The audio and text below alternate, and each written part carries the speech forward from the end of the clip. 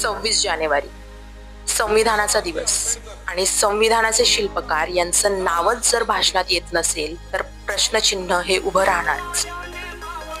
संविधानाचा दिवस साजरा करायचा, पण ज्याने आपल्याला संविधान दिलंय त्याचं नावच घ्यायचं नाही. अरे बाबासाहेब कोणाच्या भाषणामुळे मोठे होत नाही, पण त्यांचं नाव न घेणं हे आपल्या संविधानिक जाणीवांवर प्रश्नचिन्ह उभं करतं. 26 जानेवारी हा केवळ एक सण नाही, तर 26 जानेवारी 1950 या दिवशी आपल्या भारताची राज्यघटना ही लागू झाली. आणि ही राज्यघटना आपल्याला कुणी दिली तर विश्वरत्न डॉक्टर बाबासाहेब आंबेडकर यांनी. आणि यासारख्या दिवशी त्यांचं नाव आदराने घेणं हे राजकारण नाही, तर हे राष्ट्रधर्म आहे.